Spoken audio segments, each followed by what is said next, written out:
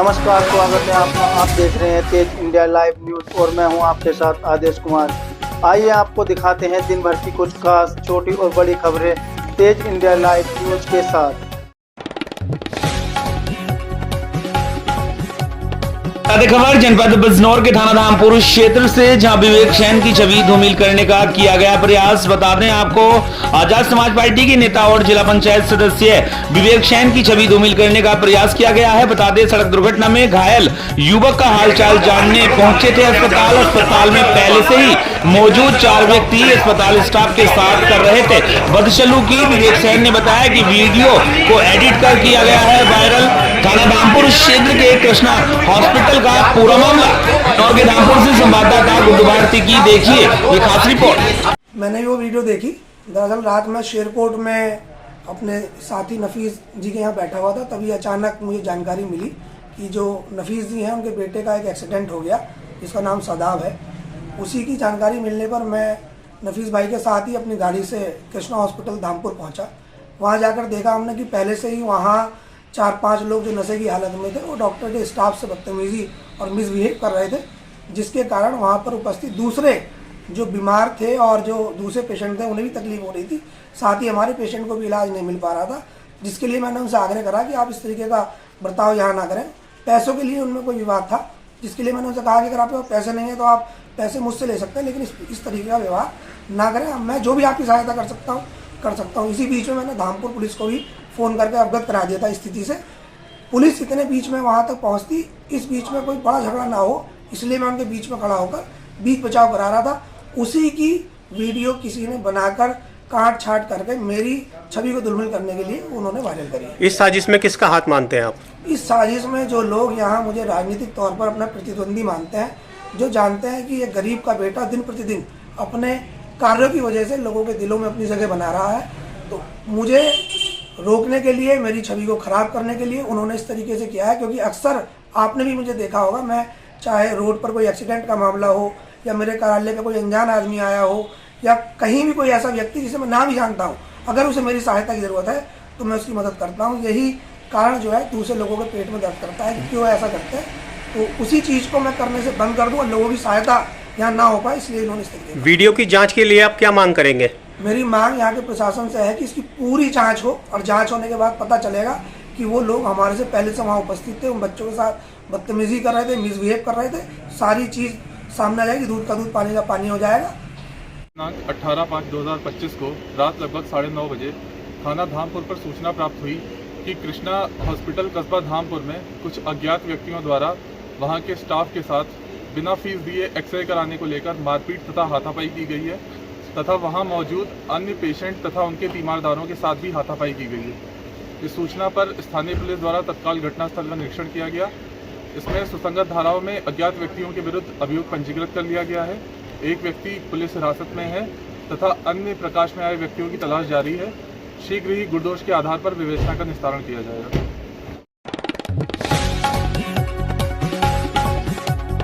खबर जनपद बिजनौर से, जहां बिजनौर में जिलाधिकारी और एसपी ने खनन पट्टों का किया निरीक्षण। बता दें, बिजनौर की जिलाधिकारी जसजीत कौर में एसपी अभिषेक झा ने थाना नजीबाबाद क्षेत्र अंतर्गत ग्राम बीरूबाला और ग्राम मथुरापुर मोड़ में स्थित खनन पट्टों व स्टोन क्रशरों का संयुक्त निरीक्षण किया है। निरीक्षण के दौरान खनन कार्यों की समीक्षा कर संबंधित अधिकारियों और पट्टा धारकों को खनन नियमों के पालन, पारदर्शिता बनाए रखने, पर्यावरणीय मानकों के अनुरूप संचालन सुनिश्चित करने के लिए आवश्यक दिशा निर्देश दिए हैं। वहीं अवैध मिट्टी से भरे हुए पकड़े गए डंपर पर रवाना न मिलने पर जिलाधिकारी ने कार्रवाई की बात की है। बता दें, खनन पट्टा धारकों की आड़ में अवैध मिट्टी खनन जोरों पर चल रहा है। वहीं जिलाधिकारी जसजीत कौर ने बताया कि संज्ञान में आया है कि अभी भी कहीं कहीं अवैध खनन किया जा रहा है, जिस पर संज्ञान लेते हुए अधिकारियों के साथ खनन पट्टों का निरीक्षण किया गया है और हमारा प्रयास है कि क्षेत्र में कहीं भी अवैध खनन न हो। यदि कहीं होता है तो उस पर सख्त कार्रवाई की जाएगी। बिजनौर से संवाददाता गुड्डू भारती की देखिए ये खास रिपोर्ट। शिकायत आ रही थी आज से 15 दिन पहले। यहाँ पर एसडीएम की अध्यक्षता में हम लोगों ने टीम भेजी थी, माइनिंग ऑफिसर भेजा था और खनन पट्टे को रुकवाया था। बट उसके बाद भी अभी संज्ञान में आया है कि कहीं कहीं अवैध खनन जो है वो किया जा रहा है। उसका संज्ञान लेते हुए हम जनपद स्तरीय अधिकारी हैं, कप्तान साहब हैं, माइनिंग ऑफिसर हैं, एडीएम साहब हैं, सभी लोग आए हैं और और यहाँ पर जो हमारे खनन के पॉइंट्स हैं और मालन नदी के जो तटबंध हैं, जो एरिया है, उसको देखा गया है, निरीक्षण किया गया है कि किसी प्रकार का कोई अवैध खनन जो है वो ना किया जाए, उसको हम लोग इंश्योर करेंगे। जो यहाँ पर क्रशर्स भी हैं उनकी भी हम लोग जांच करा रहे हैं, कितना उन्होंने जो सामान है वो लिया है, उनकी रॉयल्टी, उनके रवन्ने जो कटे हैं उनका मिलान करेंगे। और वहाँ पर हम लोगों ने अपनी टीम्स छोड़ दी हैं, वो भी अपना जांच कर लेंगे, पैमाइश कर लेंगे और रिपोर्ट देंगे। तो हमारा पूरा प्रयास है कि हमारे क्षेत्र में अवैध खनन बिल्कुल ना हो और यदि कोई खनन पाया जाता है तो सख्त से सख्त कार्रवाई की जाए।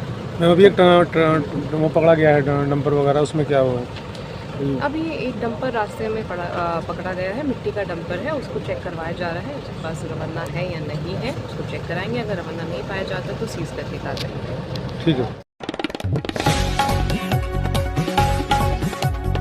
बता दें बड़ी खबर जनपद बिजनौर के थाना रेहड़ क्षेत्र से, जहां हत्या का आरोप लगाते हुए परिजनों ने की कार्यवाही की मांग। बता दें रेहड़ थाना क्षेत्र के गांव फजलपुर मछुआर निवासी रवि कुमार 28 वर्ष पुत्र विजेंद्र सिंह रविवार की दोपहर गांव निवासी छत्रपाल सिंह की मौत हो जाने के बाद दाह संस्कार के लिए भूतपुरी में रामगंगा घाट गया था। दाह संस्कार के बाद गाँव के ही कुछ लोगों के साथ रामगंगा नदी में नहाने के लिए चला गया और पानी में डूब गया। वहीं ग्रामीणों ने रवि कुमार की काफी तलाश की लेकिन वह नहीं मिला। इस पर परिजनों ने पुलिस को सूचना दी। मौके पर पहुंची पुलिस और गोताखोरों की मदद से पानी में डूबे रवि कुमार की तलाश शुरू कर दी गई। वहीं रविवार की देर शाम वह रामगंगा नदी में मिला। उसे सीएससी अफजलगढ़ में उपचार के लिए ले जाया गया, जहां पर डॉक्टर ने रवि कुमार को मृत घोषित कर दिया। सूचना मिलते ही परिजनों में कोहराम मच गया। पुलिस ने सबको पोस्टमार्टम के लिए भेज दिया। सोमवार को सब पहुंचते ही घर में कोहराम मच गया। परिजनों ने हत्या का आरोप लगाते हुए पुलिस में तहरीर देकर कार्रवाई की मांग की है। कोतवाल सुमित राठी का कहना है कि तहरीर मिल गई है, मामले की जांच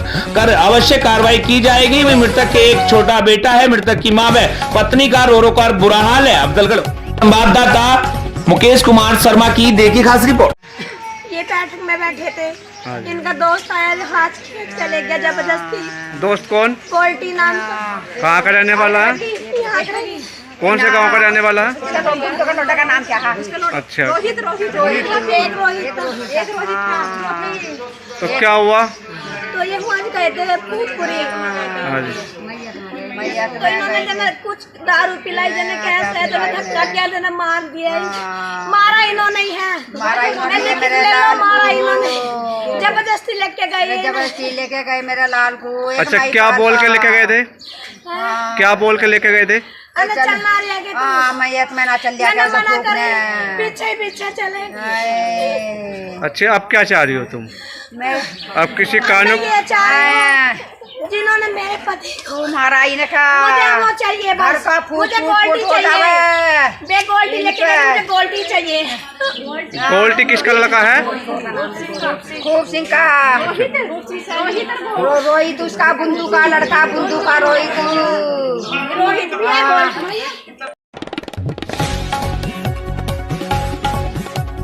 बता दें बड़ी खबर जनपद उन्नाव से, जहां महिला को प्रताड़ित कर आत्महत्या करने पर मजबूर करने वाले 4 आरोपियों को पुलिस ने किया गिरफ्तार। वहीं एक आरोपी अभी फरार। बता दें कोतवाली गंगा घाट अंतर्गत बीती शाम इंदिरा नगर क्षेत्र में महिला द्वारा फांसी लगाकर आत्महत्या करने के मामले में गंगा घाट कोतवाली प्रभारी द्वारा तत्काल कार्रवाई करते हुए 4 आरोपियों को गिरफ्तार कर लिया गया है। वहीं एक आरोपी अभी फरार बताया जा रहा है। बताते चले सौतेली सास व ननद अपनी 2 अन्य महिला मित्र रेखा तथा माया के साथ मिलकर मृतक महिला को आए दिन घर खाली करने को लेकर प्रताड़ित करती थी तथा आए दिन मृतिका के पति को जेल भिजवाने की धमकी देती थी तथा मृतिका से मारपीट करती थी, जिस पर मृतक महिला सौतेली सास तथा ननद देवर व अन्य महिलाओं की प्रताड़ना न सह पाई और इन सभी के उकसाने पर फांसी लगा अपनी जीवन लीला समाप्त कर ली। वहीं पति की तहरीर पर गंगा घाट कोतवाली प्रभारी प्रमोद मिश्र ने तत्काल कार्रवाई करते हुए 4 आरोपी महिलाओं विमला, रूबी, रेखा, माया को देर रात दबिश देकर गिरफ्तार कर लिया है। वहीं एक आरोपी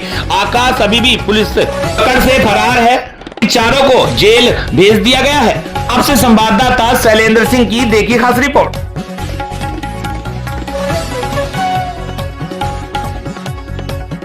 बता दें बड़ी खबर झारखंड के जिला जमशेदपुर से, जहां जेल से छूटते ही दहशत फैलाने निकला बदमाश हथियार के साथ कदमा में साथी संग हुआ गिरफ्तार। बता दें जमशेदपुर में हत्या के मामले में जेल जा चुका बदमाश अंकुर सिंह एक बार फिर क्षेत्र में दहशत फैलाने की कोशिश कर रहा था। पुलिस ने कदमा क्षेत्र से उसे उसके एक साथी के साथ लोडेड पिस्तौल के साथ गिरफ्तार कर लिया है। दोनों आरोपी हथियार के बल पर क्षेत्र में अपनी धाक जमाना चाहते थे। बता दें वहीं एसएसपी किशोर कौशल ने सोमवार को प्रेस कॉन्फ्रेंस में बताया कि रविवार रात करीब 11:30 बजे कदमा थाना पुलिस को सूचना मिली थी कि एक LIC ग्राउंड के पास दो युवक हथियार के साथ घूम रहे हैं। सूचना मिलते ही पुलिस टीम ने त्वरित कार्रवाई करते हुए दोनों को दबोच लिया। गिरफ्तार किए गए बदमाशों में एक सोनारी थाना क्षेत्र के न्यू गाला बस्ती निवासी अंकुर सिंह है, जो पहले हत्या के एक मामले में जेल जा चुका है। हाल ही में वह जेल से बाहर आया है और आते ही क्षेत्र में पुराना दबदबा कायम करने के लिए हथियार लेकर घूम रहा था। उसके साथ पकड़ा गया युवक सीताराम डेरा थाना क्षेत्र के न्यू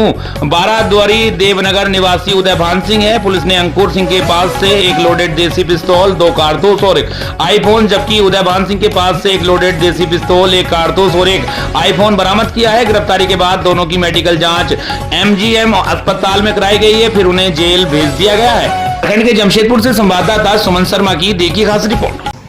इस प्रकार की आर्म्स रिकवरीज पर और जो भी इस प्रकार के लोग आर्म्स लेकर के गलत हथियार लेकर के घूम रहे हैं उनके विरुद्ध कार्रवाई कर रही है। अगर हम पिछले 4 महीनों की बात करें तो इस 4 महीनों के दौरान कुल मिलाकर के आर्म्स एक्ट के आर्म्स रिकवरीज के 28 FIR किए गए, जिसमें 68 गिरफ्तारियां हुई हैं और कुल मिलाकर के 44 हथियार जो है अभी तक बरामद हुए। इसमें अगर हम बात करें तो कदमा थाना क्षेत्र से ही तकरीबन 10 जो है अवैध आग्नेयास्त्रों की बरामदगी हुई है और इसके अलावा अन्य थाना क्षेत्रों से भी इसी प्रकार से बरामदगी हुई है। पुलिस लगातार इस पर भी काम कर रही है कि किस प्रकार से हथियार किन स्रोतों से इनके पास आ रहे थे। उसमें भी कुछ चैनल्स पे हम लोगों ने काम किया है, उनकी भी अरेस्टिंग्स की गई है और फर्दर और इस प्रकार की गतिविधि में जो भी लोग शामिल हैं उनके विरुद्ध कार्रवाई जारी है। सर, शहर में फिर से एक बार चोरी छिनताई की घटना रख लीजिए, इसको नीचे जब जिसकी बात की जा रही है उसकी बात करिए प्लीज। कर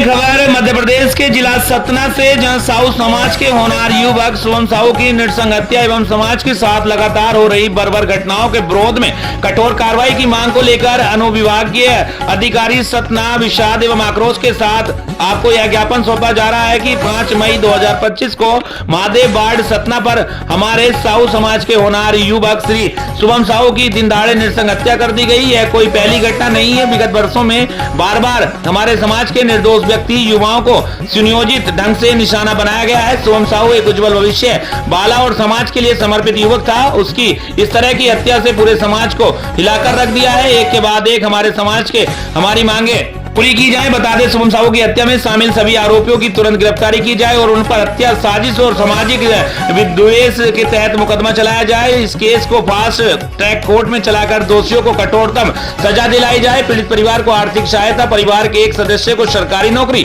एवं सुरक्षा व्यवस्था प्रदान की जाए एवं आत्मा रक्षा के लिए शस्त्र लाइसेंस एवं SIT का गठन किया जाए। साहू समाज के साथ हो रही घटनाओं की राज्य स्तरीय जांच समिति द्वारा समीक्षा कराई जाए। समाज की प्रतिष्ठा एवं आत्मसम्मान की रक्षा हेतु राज्य सरकार स्पष्ट नीति घोषित करे और बता दें मकानों के शासकीय भूमि पूजन पर बने होने का प्रमाण एवं खसरा दस्तावेज संकलन है। घटना के मुख्य षड्यंत्रकारी लालन चतुर्वेदी, पालन चतुर्वेदी, दिनेश गौतम की शीघ्र गिरफ्तारी कराई जाए। मध्य प्रदेश के सतना से संवाददाता मंगलदेव राठौड़ की देखिए खास रिपोर्ट। मैं बताना चाहूँगा, जैसा कि हमारे स्वर्गीय शुभम साहू पिता पप्पू साहू महादेवा, स्वर्गीय पप्पू साहू वीर कर्मठ एवं युवा नेता की जो जघन्य असामाजिक तत्वों के द्वारा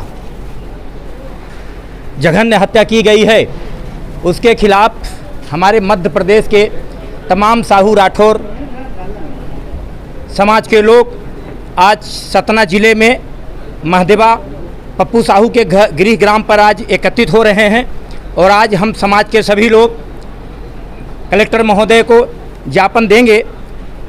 मैं बता पा रहा हूं कि जिस तरह हमारे देश के प्रधानमंत्री, देश के मुखिया प्रधानमंत्री नरेंद्र मोदी हमारे समाज और परिवार से आते हैं और पूरे देश में हमारे साहू समाज के द्वारा जो असमानता भेदभाव के आधार पर जघन्य हत्याएं, बलात्कार, भ्रष्टाचार किया जा रहा है और ख़ासकर ये पहली घटना नहीं है जो शुभम साहू की असामाजिक तत्वों के द्वारा हत्या कर दी गई।